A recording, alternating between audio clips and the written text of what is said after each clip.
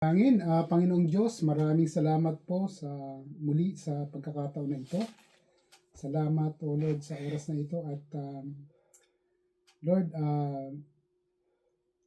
may you condition our minds and our hearts, Panginoon, to worship you today. As you said, Panginoon, sa Matthew 18:20, kung meron ng dalawa o tatlo o higit pa na nagkakatipon sa iyong pangalan, ikaw ay nasa kanilang kalagitnaan. So Lord, I claim that your Spirit is in the midst of us today. Pangunahan mo po kami, Panginoon, at sana po ay pagkalooban mo kami ng pag-iisip na handang tumanggap ng kagustuhan mo sa aming buhay. At bigyan mo po kami ng pusong mapagpakumbaba, Panginoon, sa oras na ito. Ngayon mo, Panginoon, ay patawarin mo kami sa aming mga nagawang pagkakasala in the past days.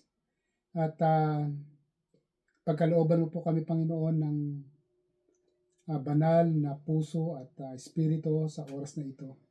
Lord, I pray, Panginoon, for your message today na hopefully, Panginoon, ay maintindihan namin. At hindi lang namin maintindihan, bagkos ay maging gabay namin sa buhay at maisapamuhay namin sa araw-araw, Panginoon. Lord, pinupuri ka po namin at sinasamba sa oras na ito. Itinataas ang iyong dakilang pangalan sapagkat ikaw ang Diyos na buhay, Diyos na mapagmahal, Diyos na hindi nagbabago noon, ngayon at magpakailanman. Panginoong Diyos, maraming salamat po sa pangalan ng Panginoong Yesus. Amen. Amen.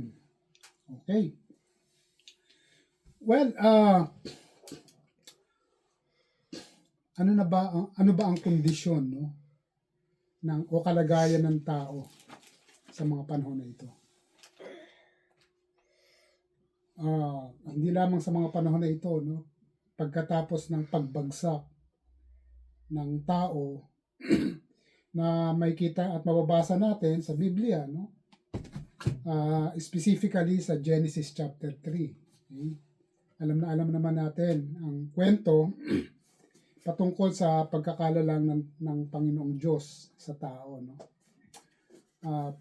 Of course, the Bible says that in the beginning, no, God created heaven and earth, and afterwards, no, nagtalaga siya, okay, ng magiging steward o tawag dito, tagapagbantay, tagapangalaga, no, sa kanyang mga nilikha. At yun, doon niya ginawa, okay, ang tao. Sabi nga sa libro ng Genesis, no, sa Genesis, ay hinubog niya o hinulma niya ang tao sa pamamagitan ng alabok. Okay? Una si Adan at hiningan niya. Okay? God breathed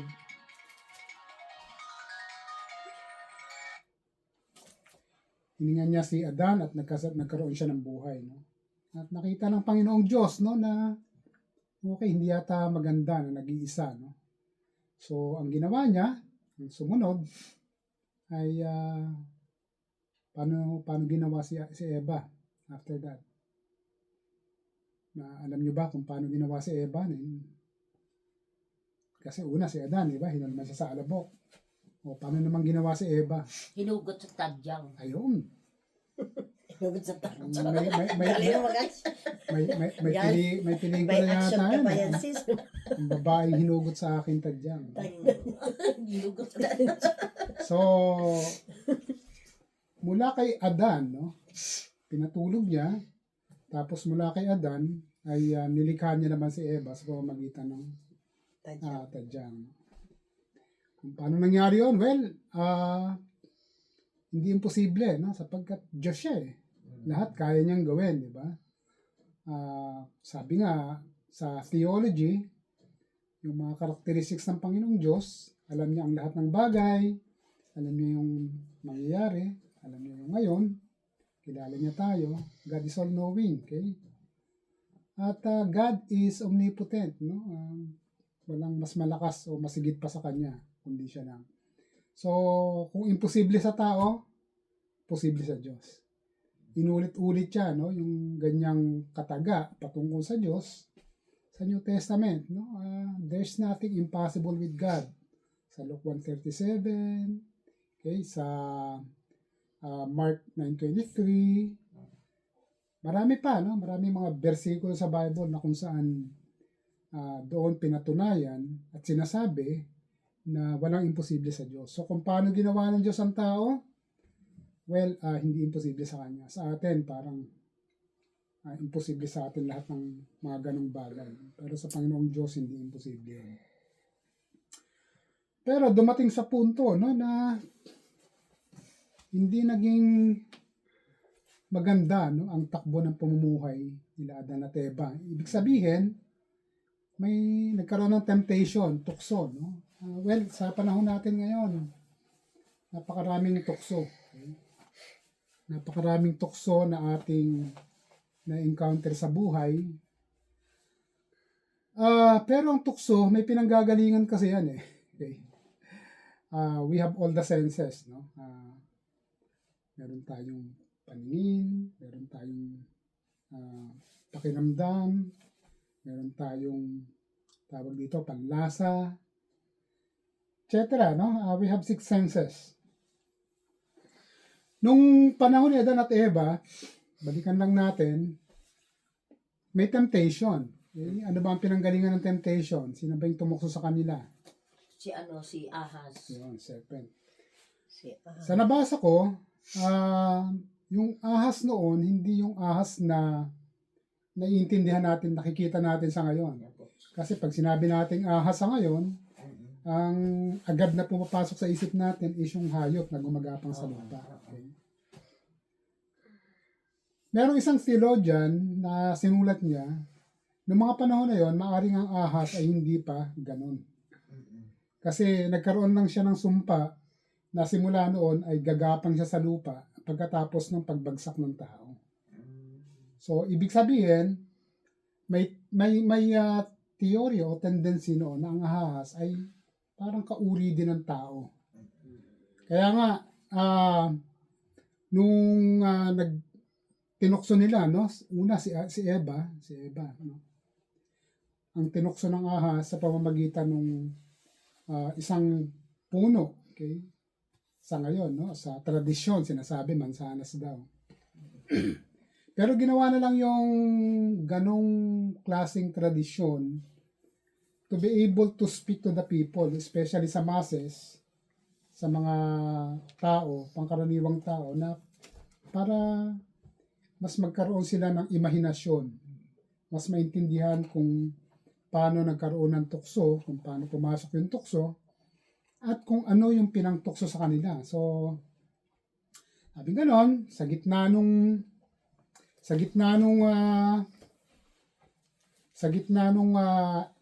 Eden, okay? Na napakagandang lugar. Andon yung puno, no? Na sinabi sa tradisyon, mansanas, pero hindi, no? Ang sabi sa Biblia, siyempre, ito yung pinangahawakan natin, puno ng pagkakaalam ng mabuti. Okay? At hindi. So, sabi rin dito sa Biblia, sa chapter 3, no, ng Genesis, kaaya-aya at kaakit-akit sa paningin. Okay? So, saan pumasok yung temptation? Unang-una, sa paningin. Sense. Okay? Isa sa mga senses ng tao. Sa panahon natin ngayon, usually, okay, and normally, generally, natutuks tayo, ang tao, sa pamamagitan ng paningin. Okay? Kaya nga binigyan ng diin, no? Sa Bagong Tipan, sa New Testament, sabing ganon, kung sino man, no? Tumingin ng may pagnanasa, okay, sa iba, kung anong kasarian mo, sa taliwas na kasarian, nagkakasala na sa Diyos. Ibig sabihin, yung sense na yun, yung sense of vision. Okay? So, doon unang pumasok ang tukso. Okay? Ang sabi ng serpent kay Eva, Nakikita mo ba yung puno na yan? Okay? So, nakita naman ni Eva at syempre, gandang-ganda siya, no? At parang ang sarap-sarap ng bunga. Okay? Ang sabi ng serpent, okay, hindi naman talaga totoo na mamamatay kayo kapag kumain ka niyan. Okay? Hindi, literal, no? Yung sinabi ng serpent. So, sa pangalawang sense, yung pandinig. Okay? Hindi naman totoo. Okay? Ang sabi ng Panginoong Diyos, pwede niyong kainin ang lahat ng bunga ng puno na nandiyan, maliban lang doon, yung nasa gitna. Okay? So, sapagkat kayo'y mamamatay. So, yung term na mamamatay doon, figurative, yung ginamit ng Diyos, yung ginamit naman ni Satan, literal. Okay? At nung nakita ni Eva, no, nakakaaya-aya at lubhang parang napakasarap sa paningin niya. At pinaniwala siya ng diablo, ng serpent na hindi siya mamamatay, talagang pumitas siya. Okay? At kumagat, kinain niya. At doon niya na-realize na masarap nga. Okay? At ang nangyari pa nito, hindi lamang siya, no, ang kumain, kundi binigyan niya pa yung lalaki. Talaga mga babae, oh. Tinukso niya pa. Oo, tukso talaga. Pero hindi, no? Yun lang, sa kwento na yon. Ha? Talaga yung babae. Binigyan niya si Adan at nung kumain din, doon na nagkaroon ng na-open yung kaisipan nila. Kung ano yung realidad, kung ano yung at na-realize din nila na hindi naman sila namatay physically. Totoo naman yung sinabi ni Satan. You will not die literally or physically. But then, yung tama naman yung sinabi ng Panginoong Diyos na you will die figuratively, spiritually. Bakit?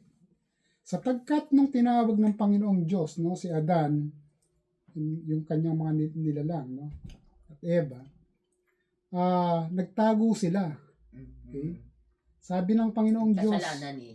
bakit kayo nagtatago? Sapagkat kami ay naked, nakahubad kami. Nahihiya kaming humarap sa iyo. Kumain ba kayo ng pinagbabawal ko na bunga ng puno na yon?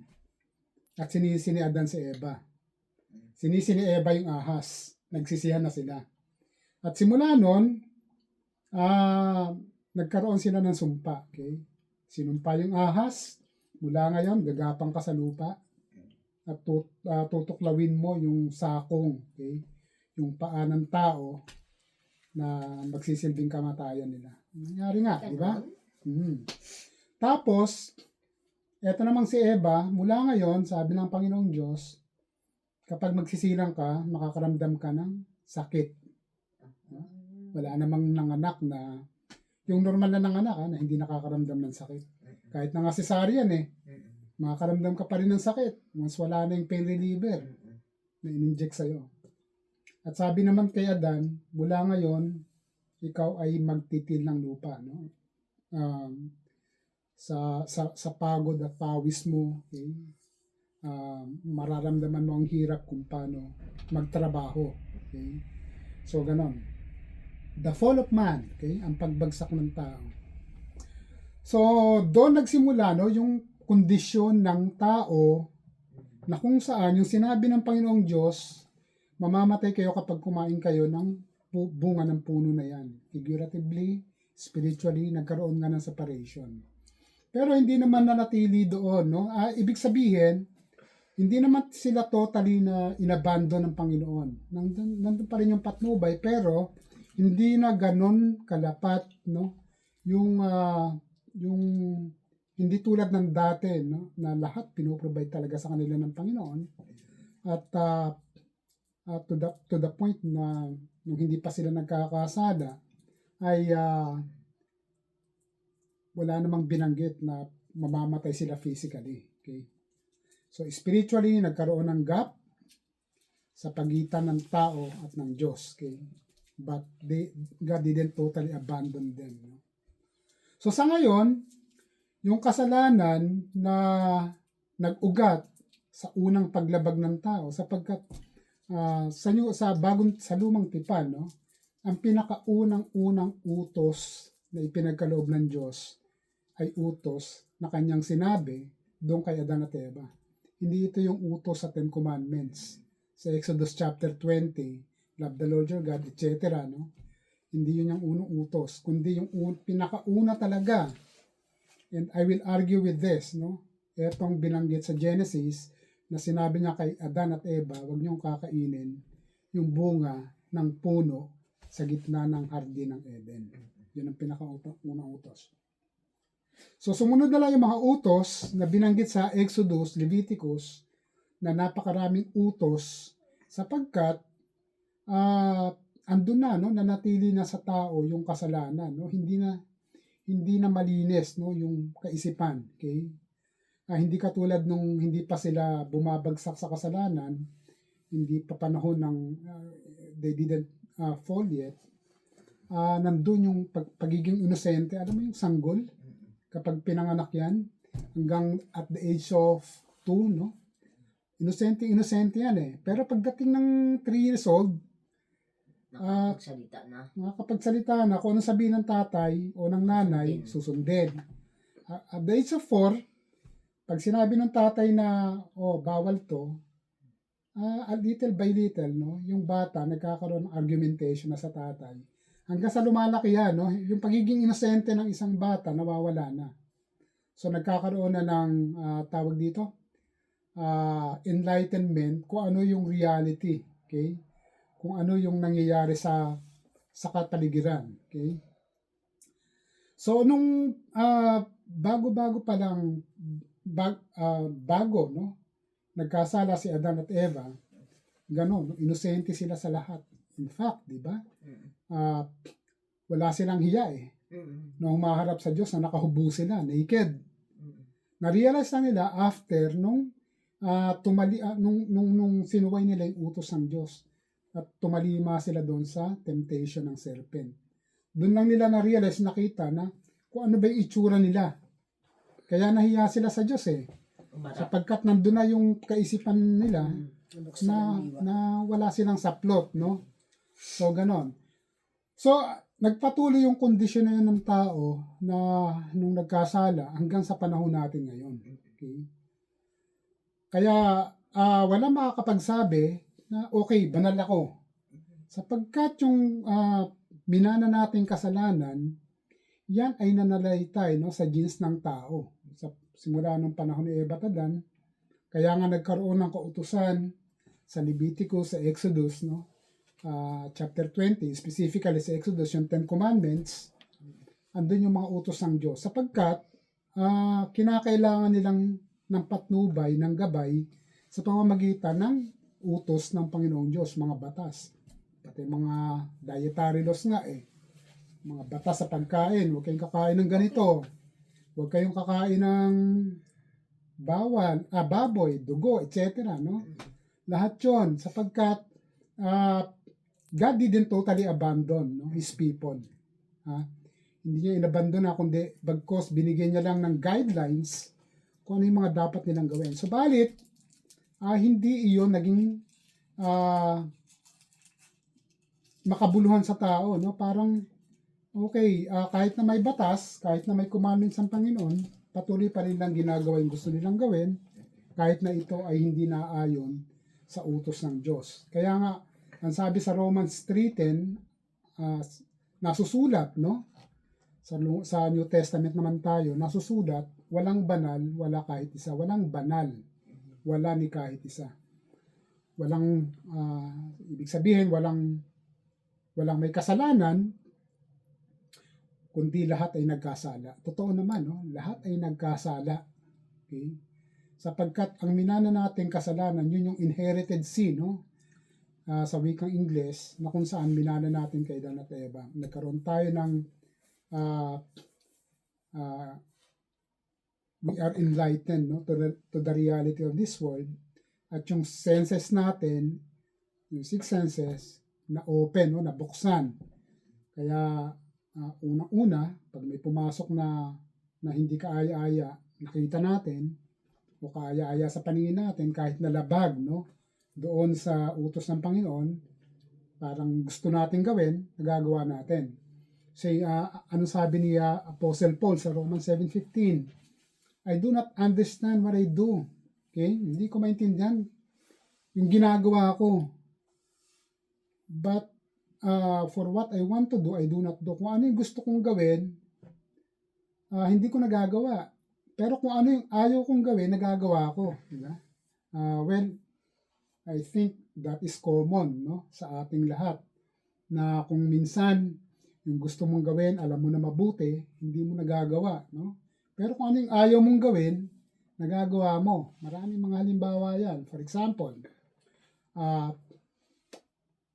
ayaw mo ng chismis. Ayaw mo. But then, dumating sa punto na nagkakwentuhan kayo. Hindi mo alam, nagagawa mo na pala yung pagchismisan. So, yun yung ayaw mo, hate mo yun eh. Bakit mo hate yun? Bakit mo ayaw yun? Pag ikaw yung pinagchismisan, galit ka, ayaw mo eh. Pero nagagawa mo rin kapag sa iba. Di ba?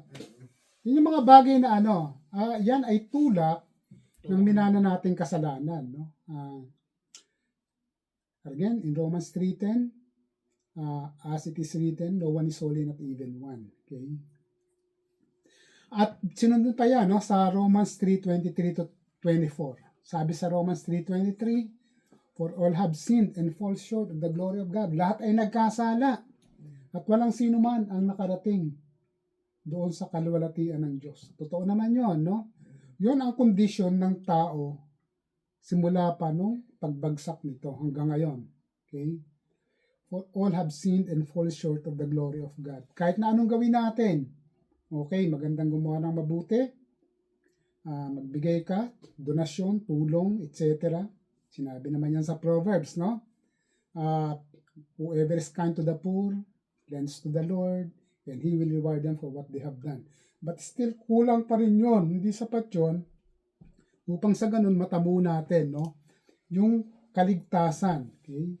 Upang sa ganun, matamo natin yung resurrection natin sa Panginoon, okay? Yung muling pagkabuhay natin sapagkat, sabi ko nga kanina, namatay tayo sa pamamagitan ng kasalanan. Okay? When Adam died through sin, figuratively, spiritually, hindi literally, namana natin yon, no? So, for all have sinned and fall short of the glory of God, lahat tayo, no? Hindi naman sinabi rito ni Apostle Paul sa Romans chapter 3:23. Hindi naman niya sinabi na samlang lahat, no? Kaya kung meron kayong narinig na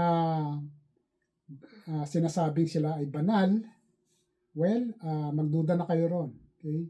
Sapagkat lahat tayo ay nagkasala. Okay? At walang sino man ang nakarating doon sa kaluwalhatian ng Diyos. Pero ito, no? Ito yung take dyan. Hindi naman natapos sa John chapter 3:10 and 23, yung sinabing lahat tayo ay nagkasala at walang sino man ang nakarating doon sa kaluwalhatian ng Diyos. Sinundan niya sa 3:24. Ano ba yung sinabi ni Apostle Paul sa 3:24? Ang sabi niya ganon, but, okay, merong pero doon eh. We are all justified freely, okay, by His grace. Lahat tayo ay na-justify, okay? Nabigyan ng katwiran, ng libre sa pamamagitan ng biyaya doon sa redemption, okay? That came by Christ Jesus, okay? Sa pamamagitan ni Kristo, we are redeemed. Natubos tayo sa ating mga kasalanan. Okay? Pero kung hindi nangyari at naganap, no, yung sakripisyo na ginawa ng Panginoong Diyos, tayo ay nandun pa rin at nahahatulan ng kamatayan spiritually. But then, ang sabi nga natin kanina, kung sa lumang tipan, God didn't abandon His people totally sa pamamagitan ng mga batas, at nakita ng Panginoong Diyos na, hindi pa rin nila kaya itong gawin. Okay? So, the last resort, God sent His Son, Jesus Christ, into the world to save us. Okay? Para nang sa ganon, magkaroon tayo ng muling pagkabuhay spiritually. So, again, sabi sa Romans 3:24, we are all justified freely by His grace, no, sa biyaya, through the redemption that came by Christ Jesus. So, ano ba ang kondisyon ng tao? Ulitin natin. Makasalanan, madaling ma-fall. In fact, mahina tayo. Sino ba naman yung malakas? Maraming prosperity gospel preachers, no? Mapapanood mo sa TV. They preach about, of course, prosperity. Kaya ang dami nilang tagasunod. Para sa kanila, it's very easy, it's very simple to follow Christ. Okay? Parang pagka sumapi sila sa relihiyon na ganito, sa simbahan na ganito, yayaman sila. Okay? Magbibigay sila. Ano ba yung temptation number 1 sa kanila? Of course, kaya nga natin sinabing prosperity gospel preachers, they advertise wealth. Kaya karamihan sa kanila napakayayaman sapagkat they're able to manipulate the minds of their members to give and give and give. Nangyayari, nagiging storehouse sila. Kaya ang yayaman ng mga prosperity gospel preachers. Pero hindi yun no? Hindi ganon kadali ang sumunod at maglingkod sa Panginoon. Bakit? Hindi madali maging isang Kristiyano. Napakahirap. Maraming mga tuntunin. Ang sabi nila, it's very easy. Ang sabi sa Romans chapter 10 verse 9, parang Apostle Paul simplifies. If you declare with your mouth, kapag sinabi mo sa bibig mo that Jesus is Lord, okay, na si Jesus ay Panginoon, at ikaw ay naniniwala na siya ay binuhay ng Diyos mula sa mga patay, ikaw ay maliligtas. Parang dalawa lang no? Parang dalawa lang yung naging requirements doon. Apostle Paul simplified it, but that is not the case. Okay? Hindi nangangahulugan na, okay, you declare with your mouth, Jesus is Lord. Sinabi mo, Jesus is Lord, and believe in your heart, God raised Him from the dead, you will be saved. Ando na yon, totoo yon. Subalit, may kaakibat yan. Ano ba yung dapat natin gawin bilang mananampalataya? Okay, ligtas ka sapagkat ginawa mo yung dalawang prinsipyo na sinabi ni Apostle Paul. Pero, dapat yan, tumatalima ka rin sa kung ano ang kagustuhan ng Panginoon sa atin. Anong sabi sa Luke chapter 9, verses 23 to 24? Dito natin makikita kung gaano kahirap maglingkod sa Panginoon. Whoever wants to be my disciple. Kung sino man ang gusto na maging disipulo ko, tagasunod ko, must deny themselves. No? I-deny nila yung sarili nila. Take up their cross daily. Pasanin nila ang cross nila araw-araw and follow me. Okay? Magpasan ng cross, napakahirap yata niyan. Ano ba yung cross na pinapapasan sa atin ng Panginoon? Okay? Ano ba yung batas niya? Ano ba yung utos niya sa atin? Anong sabi ni Apostle Paul sa Galatians chapter 6 verse 2? Carry each other's burdens. In this way, you will fulfill the law of Christ. Okay? Pasanin ninyo ang burden, ang pasanin ng bawat isa doon sa mga believers sa Galatia. Okay? Sa pamamagitan nito, natutugunan ninyo ang utos ni Kristo. So, ano bang ibig sabihin nun? Magawa ninyong magtulungan sa isa't isa. Kung sino yung nangangailangan, kung meron kayong pantulong, tulungan ninyo. Okay? Carry each other's burdens. In this way, you will fulfill the law of Christ. So, ang sabi, balikan natin sa Lucas, chapter 9, verses 23 to 24. Anong sabi ron? Whoever wants to be my disciples must deny themselves, take up their cross daily, and follow me. Okay? Pasanin nila yung cross nila araw-araw. At sumunod sa akin. Sapagkat, ang sabi ng Panginoon, kung sino man, okay, ang gustong iligtas ang kanilang sarili, for whoever uh, uh, wants to save their lives for me, their lives will lose it, no? Kung sino man ang gustong iligtas ang kanilang sarili, mawawalan sila nito. But whoever loses their lives for me will save it. So kung tayo ay patuloy na susunod sa Panginoong Diyos, tayo ay magkakaroon ng kaligtasan. So ibig sabihin, ang pagsunod sa Panginoon dapat tuloy-tuloy ito. Okay? Hindi ito yung after sinunod mo si Apostle Paul, if you declare with your mouth, Jesus is Lord, and afterwards you believe in your heart that God raised Him from the dead, you will be saved. Ando na yon. Okay? Sapagkat yan naman yung pangunahin natin dapat gawin. Subalit, ang sabi sa Lucas, kinakailangan natin magpatuloy na lumakad sa Panginoong Diyos, kasama siya, okay? Katuwang siya sa ating paglalakad. Ang pananampalataya dapat laging nandoon. Okay? So, then and there, no? Magkakaroon tayo ng kapanatagan na kapag dumating, no, yung panahon na ipagsusulit natin ang ating buhay, ay makakasama natin siya doon. Okay? So, ganon. Again, uulitin ko, ano ba yung kondisyon ng tao, no, sa panahon natin ngayon? Of course, makasalanan. We can easily be tempted. Lahat ng temptation, no? Andiyan na lahat. Subalit, anong sabi, no? Sa sinulat ni Apostle Paul. Again, no? Sabing ganon, sa 1 Corinthians 10:13, no temptation has overtaken you, but what is common to mankind. Okay? Ang kondisyon ng tao, makasalanan. Okay? Sa ngayon, mula ng pagbagsak ni Adan at Eva, at lahat ng temptation ay nandyan na. Subalit ang sabi ni Apostle Paul, walang tukso, okay, na pwedeng tumukso sa atin, has overtaken you, kundi kung ano yung common. Ano ba yung common na tukso na ating na-encounter sa araw-araw? Well, name it. Name them. You know them. Kung ano yung mga temptation. Ano yung mga tukso. But then, those temptations are common to humankind or to mankind. At ang sabi pa ni Apostle Paul doon sa 1 Corinthians 10:13, but God is faithful. Okay, matapat ang Diyos.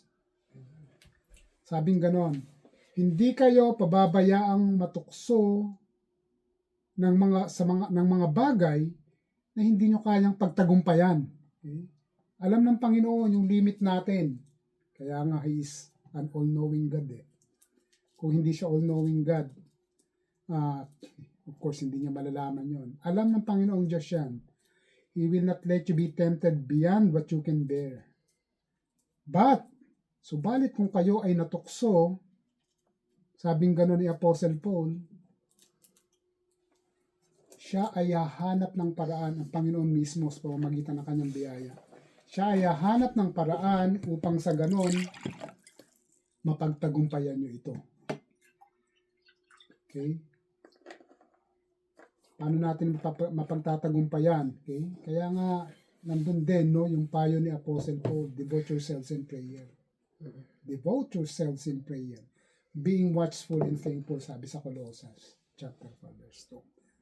Lagi kayong manalangin, magpalanginan, okay? Mapagmatsyag, at lagi mapagpasalamat sa Diyos. Yung pananalangin, napaka-importante niyan. Okay? Lalong-lalo na sa panahon natin ngayon, na kung saan, no, masyado tayong china-challenge ng kalaban. Okay? Masyado tayong tinutokso ng kalaban sa mga bagay-bagay na kung saan doon tayo mahina. Okay? Pray continually. Sabing ganon sa 1 Thessalonians 5:17. Well, yun yung mga bagay-bagay na kung saan kahit na nandoon yung kondisyon ng tao, nandun yung kahinaan pa rin, no? Binigyan tayo ng patnubay at binigyan tayo ng pag-asa sa pamamagitan ng Panginoong Yesus nung siya ay sinakripisyo niya ang kanyang buhay pinako siya sa krus upang tayo maligtas. At gayon din naman, no, binigyan tayo ng gabay sa pamamagitan ng banal na kasulatan kung paano tayo mamuhay ng nararapat at naaayon sa kanyang kagustuhan. Huwag nating isipin na madaling sumunod sa Panginoon. Hindi po. Again, uulitin natin yung sinabi sa Lucas chapter 9, no? Na take up your cross daily and follow me. Lagi niyong pasanin, no? At sumunod kayo sa Panginoong Diyos. Kaya nga, kinakailangan maging mapagmatsyag tayo at lagi tayong manalangin, magpanalanginan sa isa't isa. So, yun, hindi naman nakakalungkot na ganun yung kondisyon natin bilang tao. Our senses were opened since the fall of man. But then, we have the hope because of Jesus Christ and His grace. Okay? We are redeemed, we are saved, and we need to follow Christ continuously sa buhay natin. So, tayo'y manalangin. Lord, salamat po sa iyong mensahe. Salamat, Panginoon, sa challenge mo na patuloy kaming manampalataya at magtiwala sa iyo, Panginoon. Lord, kasabay po niyan, Panginoon, ay hinihiling namin na patuloy mo kaming patnubayan at gabayan sa aming buhay.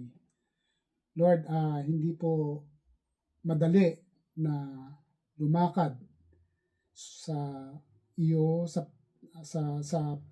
pananampalataya sa iyo, Panginoon.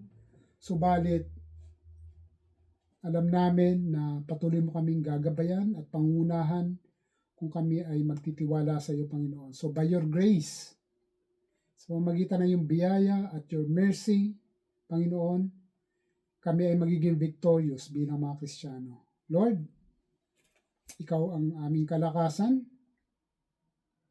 We believe na sapat na, Panginoon, ang iyong dugo na nabayubay, na tumulo dyan sa krus ng Kalbaryo. Kami ay naniniwala na sapat na yan, Panginoon.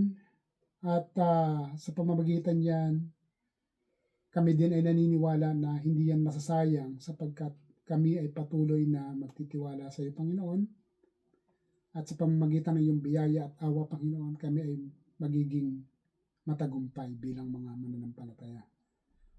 Lord, thank you sa buhay ng bawat isa. At salamat din po, Panginoon. I pray for anybody or everybody who will be able to watch this video. Lord, pagpalain mo rin po sila at magkaroon din sila ng pag-asa at tatag, Panginoon, sa pananampalataya na meron sila sa ngayon. Lord, extend your blessings, your mercies, your grace to all of us. Sa pangalan ng Panginoon Jesus, ito po ang aming samo at dalangin. Amen. Amen. Amen.